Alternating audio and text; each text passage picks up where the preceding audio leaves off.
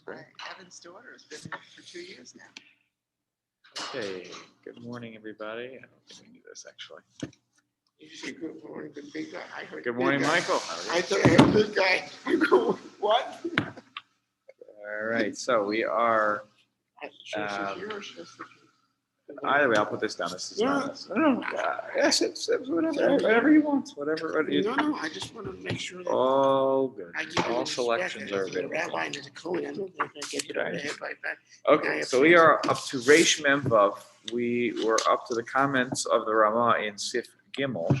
Just to review quickly the Shulchan Aruch's comments in Sif Gimel. It said here that it was prohibited. I'll read it in Hebrew. Asur lahaskir o lahashil behemto shel behemto le'eno Yehudi kadei sheyasev al malacha b'Shabbos she'adam etzuva al shvisas behemto.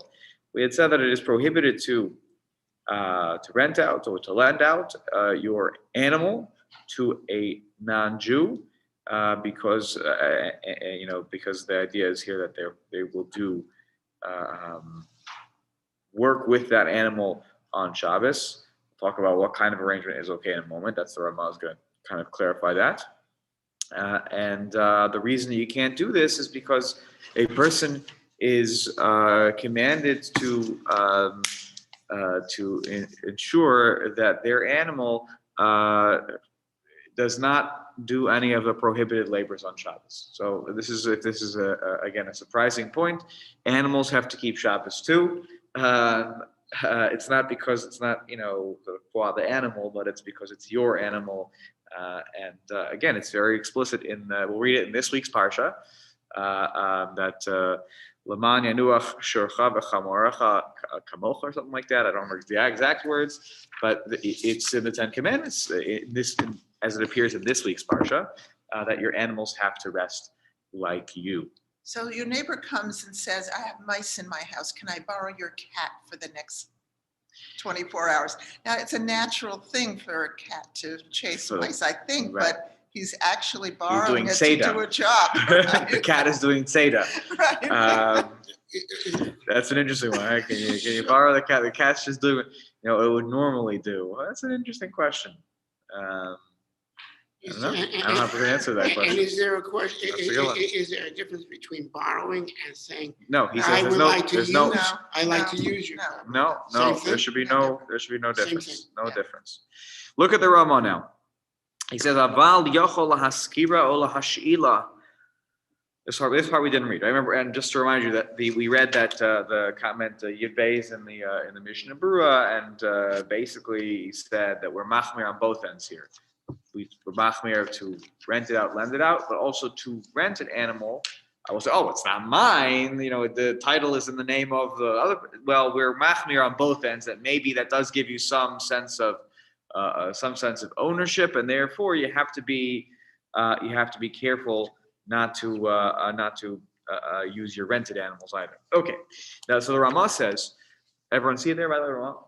Okay, good. Aval yochol haskira ulahashila ulahasnos shiachzirena lo kodem haShabbos.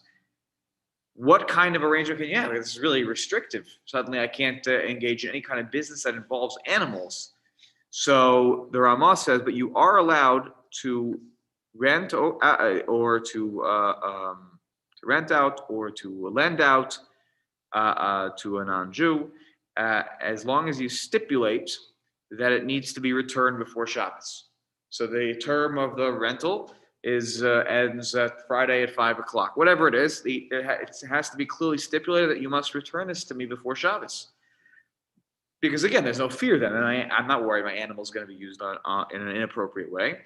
Aval lo mahani imasne im ha'ena Yehudi shetanuach b'Shabbos. But if you make a condition and you say in the deal, they come to borrow your animal, can I borrow your cow? I need your cow for a little bit of time. Okay, that's fine. Just make sure on Shabbos, don't take it out to the field. Don't start milking the cow on Shabbos. Okay, that doesn't work. Why? Milking a cow is different though, because right, if that's you not don't doing milk work. the You're cow, right. So that's a Mishnah in Shabbos. Actually, we'll get to it. The whole topic about how you treat your animals on Shabbos. That if they need to give birth on Shabbos, so Right. they're in pain on Shabbos. So obviously, if a cow doesn't get milk, they'll be probably in a lot of pain. But we'll talk about this. That was a bad example. Just let's say here again, an ox or a donkey that you load up and you start taking around town for carrying. So that even if you say to them, just don't use it on Shabbos, that's not good enough. Because the non-Jew is not believed on this point. Yeah, you think, well, that's very unfair. That's a very unfair statement. We'll see in a moment in Mishnah Berurah's explanation of that. It's not as crazy as you might think. Because to us, it makes a lot of sense. Don't use it on Shabbos. I have a Isser of Shvisas Banta. But the Mishnah Berurah is going to point out, if I'm the non-Jew, I'm not holding in this stuff. I said, look, I rented it for a week. You telling me now, what is it to you? I use it now. I don't use it now. It means nothing to you. You'll feel good that I told you it's going to be fine, and I'll do whatever I need to do because I want to use it. So he's like playing a little bit of human psychology here, which I think it makes sense. I don't think this is like a discriminatory point that we never trust them, but we're working with different things. There's not an understanding of why this is so important to us, and they're like, come on, it's not a big deal. So let's read the Mishnah Berurah now inside, so you can see his words. Leasing renting out your animal for more than 6 days doesn't work. Unless yes, so far from what we've seen, that is correct. This is a very big challenge for. If I'm not Jewish, why should I bother? Right. So the answer is that if you're neighbors, if you're this, you're that, so you'll have an arrangement every week. Okay, you'll bring it back before Shabbos. And then again, you come after Shabbos, you can come and you can take it again, and et cetera, et cetera. Let's look at the Mishnah Berurah now. Tommy, your point is well taken that this is very restrictive. Umirtas nami lo mirtas la asos b'malacha. There is no fear. Mirtas means the fear. There's no. I tell you, don't do it. I say, just don't do it on Shabbos. So they're not shaking in their boots. What if I use it on Shabbos and he sees me, what? There's no fear that they're going to withhold the animal from doing malacha. Kevin she'ibir shuso al yedei she'ela oschirus. Since he is since it's in the non-Jew's rishus, in his possession, in his property, through the borrowing or the renting, lo nispas alav kaganav alidei. He's like, I'm not a ganav. I'm borrowing it. I'm renting it. This is what we agreed to. He's not going to be looking around like, is the Jew watching me right now? Because he told me not to use it on Shabbos. Come on, I'm a borrower. Masha ain't came baresha. It's not like the case at the beginning where we said, oh, don't, sorry, you didn't help with the final place? I don't know where you are. Yeah. Sorry, Reish Mem Vav. Yeah. Mishnah Berurah Sifkat on Yud Gimel. That's what I did. Okay, I'm sorry. I just found it. Okay, I'm sorry. So it just took a while. Got it, sorry. So he says here, he's not like, it's in the middle of it, about halfway to the Mishnah Berurah. He says, he's not going to feel like a Gana, but it's not the case with the other situation when there's a stipulation, hey, give it back to me before Shabbos. So let's say he doesn't return it right away. But if I walk by his property, okay, I know he forgot to return it to me before Shabbos, but I walk by his property and now he's extended the rental period on his own terms, he's going to be scared. Hey, and I'll say to him, hey, you didn't pay for that. You're not allowed to do that. So he may have, for different reasons, a fear of using it on Shabbos because this wasn't the agreement. And now he's going to, I'm not going to use it because I still have to return it to him.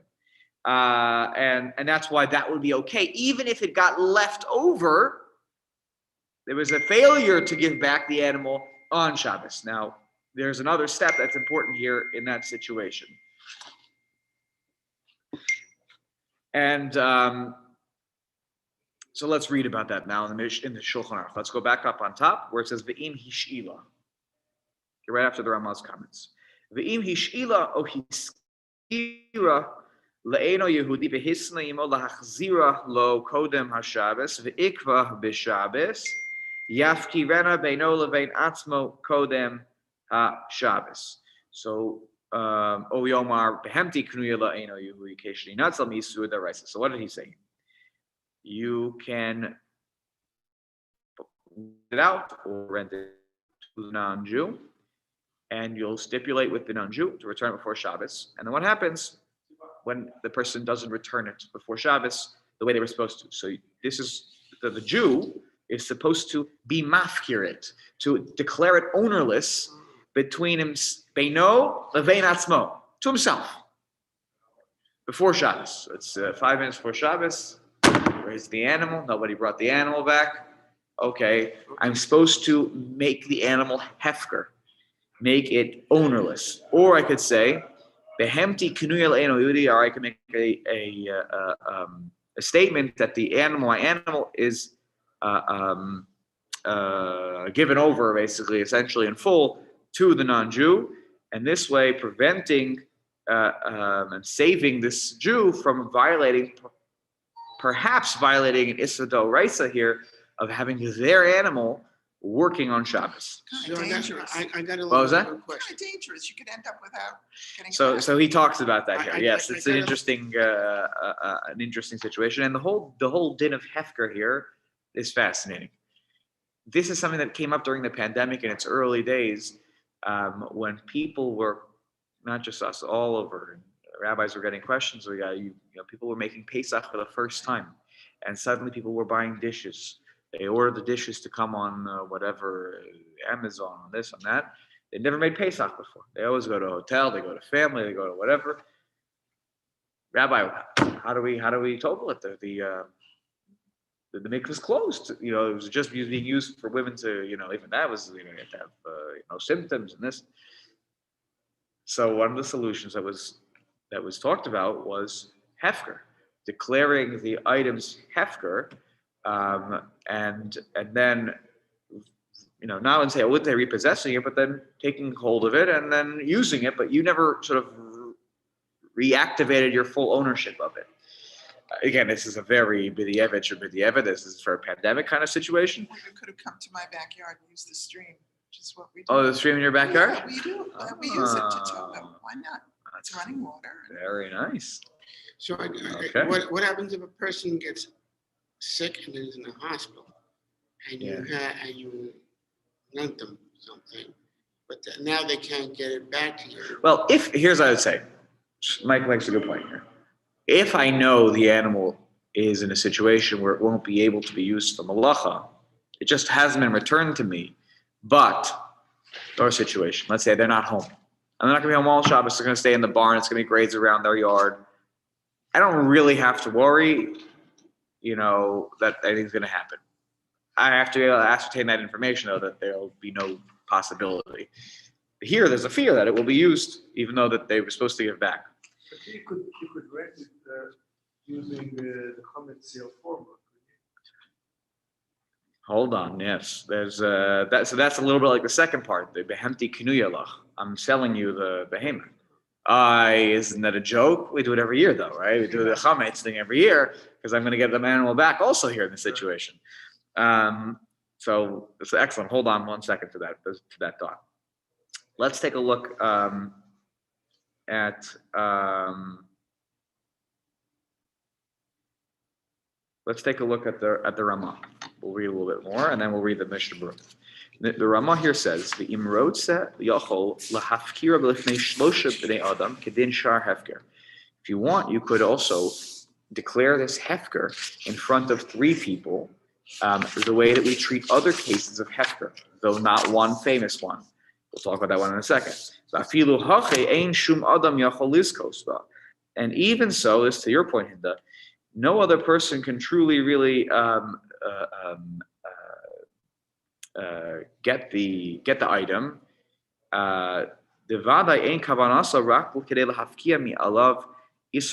Because when I'm being mafkir it, it's a hard point to understand on a logical level. I am just declaring it ownerless vis-a-vis the halacha, meaning I'm only concerned about the Isser Shabbos here, and that's my kavana. So when I'm mafkir it sort of, with that intention and that purpose, and therefore it's not, you might say it's not a full declaration of ownerlessness, which is very hard because you're really splitting hairs here. Either it's not yours or it's yours. But this is I want to say this is not unheard of because this concept comes from the Gemara. And I don't know that there's a legal parallel to this in American law. I don't know if there's such a thing exists where you can, remove your ownership status from something in a certain way, from certain legal ramifications, but not in other ways. I'm not a lawyer, but that sounds like a very foreign concept on a logical level to me. Well, so this is a big loophole. Yeah. Take a look here, last line of Davka b'Shabbos. This halacha applies to Davka b'Shabbos. This is going to be a point of dispute, so don't get too excited here. Aval b'Yom Tov, ein adam mitzuva al shvisas behem tov Yom Tov. On Yom Tov, there is no command for the animal not to rest. The whole point is it's in this week's parsha by Shabbos. The Torah doesn't describe this by Yom Tov. By Yom Tov, it talks about malacha, like it does by Shabbos, so you can draw parallels there. But when it comes to Shvisas Behemto, it's not a malacha. It's a separate command that animals can't engage in malacha, and that only appears in the context of Shabbos. That again, we'll see, maybe not today, but we'll see that this is a disputed point, and I think that halacha actually is not in line with the Ramah. The poskim pretty much reject the Ramah's approach. We'll see, but we'll see that in the Mishnah Berurah, and Aruch HaShulchan seems to indicate that as well. So if it says that you shall keep the Sabbath, the fact that you have the animals, that extends that statement to The Torah says to everything, to the animals. the Torah says that animals have to your animals have to rest on Shabbos. According to that. The pasuk in the Torah. The pasuk, Yeah. There's There's no drasha here. The rabbis, this is straight reading of the Torah. Yeah. Okay. You daled in the Mishnah Berurah. So let's look down below. This is talking about the point of being mafkir, declaring ownerless the animal that was not returned. Yudal. V'zeu dafka b'diavad. This is not ideal. Shekvar hisna imo v'ikva b'Shabbos. Because look, we made a deal. He was supposed to return before Shabbos. This is not an ideal situation. Aval lechatchila asur lahaskira al das k'shiyagia yom haShabbos sheyafkira. You can't make the deal ahead of time and say, "Oh, I'll lend it out to you. I'll rent it out to you for a month, and every week on Friday I'll declare it ownerless." You can't do that lechatchila.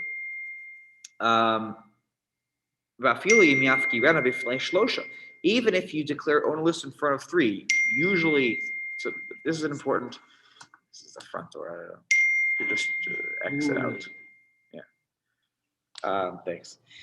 Here, let me just explain one thing. There's a difference between being mafkir to yourself and the difference between mafkir in front of three. In your mafkir in front of three, it's almost like a little Beis Din. And there's another reason for that, because if in theory one of them wanted to pick it up and take it, now you have one person to take it and you have two eidim, two witnesses who understand there was a transfer here. This person declared it hefker and this one picked it up and walked off with it, and it is now this person's. So the idea of hefker, declaring something hefker in front of three, even midrabanan declares it, works. One by themselves works. How do we know that declaring something hefker to yourself works? We do it every year, once a year. When do we declare something hefker? Chametz. How many people do you do that in front of?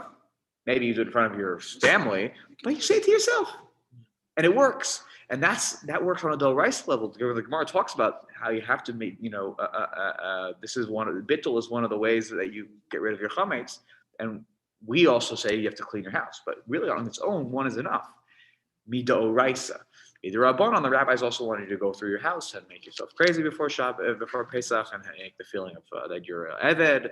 And okay, but you're supposed to at least declare it hefker. It's batel.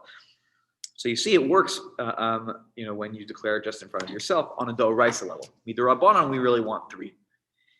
So that's the difference here. So he says, even if you have the method of three, which is a better way, because now it's also publicized that you declared it ownerless. If you do it to yourself, no one knows that it's available.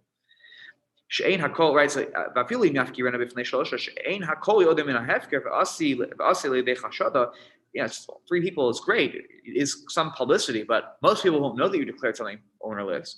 And then they're going to see sheyomru behemto shel yisrael osem lach. They're going to walk by the non-Jew's house, and they're going to say, look at that. Your uncle's behema, clearly he lent it out or he rented it out. But look, your uncle's behema is like, plowing on Shabbos. Even by selling it, it's no heter. You can't do a 1 week sale, let's say, where they take full ownership, not a rental. It's a full sale, theirs completely, and then then you just did it for a week, right? Right?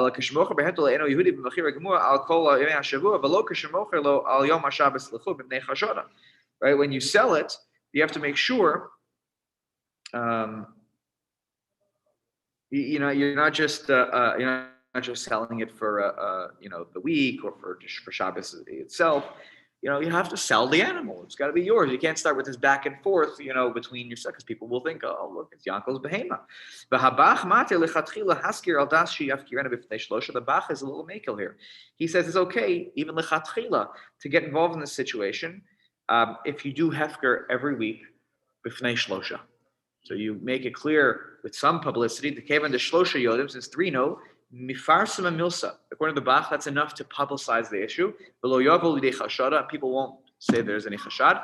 And I was declaring it hefker, so it's not mine. And there's no chashad, people won't suspect me because according to the Bach, once you put it in front of 3, people talk, and it's out there, and there won't be any issue of suspicion that someone's not keeping Shabbos. So the shas adchak efshar sheyesh lismoch al dvarav. So you see here already. A sock that is acknowledging that people may sometimes be in a situation where they make money off of things like this. So Shas Adchak, Yesh Lismoch Al Habach, Udvarav Ubesov Hasem Nivar Mirtza Hashem. He's going to. I'm going to explain more of this as we get towards the end of the simon. They make it hefker Yeah. on Friday. Yes. How does he come back to his property on Sunday? How does who come back? How does he? The animal. He made it hefker. So Right. how does it unhefker? So right. So the unhefker. Right. So the answer is that he didn't. That nobody ever took it. Nobody ever, even if an Jew used it on Shabbos, he never did Mashicha with intention to acquire it. He's got to go back publicly, take it back. I mean, somehow. Yeah, he'll have to. The word went out that he made it hefker. How does the word go out that he took it back? No. Right. So this will maybe relate a little bit to that statement of the Ramah. Certainly, if he goes back and he pulls it, he does something. I would imagine, though, that even if he if the non-Jew brings it back and puts it in his so his chatzer, right? His chatzer is going to be kona, because he wants it. So chatzer is kona usually to help you out in that situation. Now, the other thing is, It's a good question. I have to think about it a little more. the selling it. You have to get a new animal to take over from the animal that the guy wants. So you're going to sell the other animal. It would be easier for, instead of saying hefker, to make sure you can find another animal and then sell it to the other person. This way you Yes, have if a person has enough money for that. If they that's can afford also. But I'm something. saying it would. I'm the sure la- that the would, la- that would, the that last would thing circumvent we- a lot of the problems here. The last thing you said is, it would be easier to sell it, but you still have to find another animal to take over whatever animal you sell. You want to be sold. Yeah, if you have the money. Yeah. Okay. Let's read one more comment here, Tesvav, and then I think we'll probably stop for today. They know levein atzmo. This idea of declaring something hefker to yourself. Shaz eino mitzuve al shvisasa keven she'eno shelo. It's not yours. Shekvar hifkira. Ve'af al gav the hefker ba'inon shi'e b'fnei shlosha. Even though we typically by halachic standards, we say you have to declare something hefker in front of 3, which is what we told people last year with the kalim. Declare hefker in front of 3 people. It was a whole question. Can you do it with 3 people over Zoom? Again, we should not try to remember all these crazy things we talked about last year. Can you declare it? And the Rav Shechter Paskin, that was okay. Zehu midrabana. That is midrabana. That's great. That's why for 3 that you check all the boxes. Definitely hefker. Sagi. But on a doraisa level, by yourself works. And again, the reason we know that, Pesach, Erev Pesach with the chametz.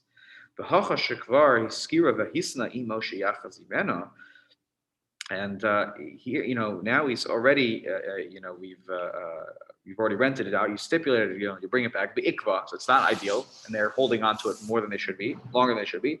It's enough. You'll declare it ownerless to yourself. The guy won't even know, by the way, so no one. He's not going to take credit. He's not going to take ownership over it because he won't know. And I saved myself from Mr. Doraisa at least, right? The whole fear is a Doraisa. This works on a Doraisa level. It's bidi evid because I was supposed to get it back anyways. So that's what you can do. The Beis Yosef points out that there are those who reason and explain the Gambekan af shehu diavad ba'inan dafka tlasa. Say no, you still need 3 even in that situation. The alkain totally zar bazel lechatchila in efshari. So you gather 3 of your friends and you declare it ownerless in front of them. Presumably they're not going to mess you over. You're good friends. Again, the non-Jew probably has no idea in terms of this happening anyways. The alkol panim izar lafkira bifnei echad. And so at the very least, if you can't gather 3, at least do it in front of one person. That therefore there is some acknowledgement by another human being that this is ownerless, not that you just kept this to yourself. The Rabbi Migdole Haposkim Sovim the Afdal Raisa in Hefker Ad Yafkira Alkol Panim Bifnei Adam Echad. Some even hold that on the Raisa level, you need to make it known to some person out there, and so at least to fulfill those positions on the Raisa level for those poskim, do that. You can even do it in front of one person from your household. Doesn't have to be another person. It's just that you made a declaration to another human being, and therefore it is now out of your heart. It's not just something that you said to yourself. Okay, we'll stop here. Next time we'll talk about the other situation of, can I just say behemti kinuyalach? The behem has yours, and does that circumvent the situation? What happens? And he'll talk here a little bit about the question of what happens if in the interim somebody tries to chop the item or the animal, and they're, what happens? Is that possible, or are there halachic safeguards against that happening? Again, as you see here from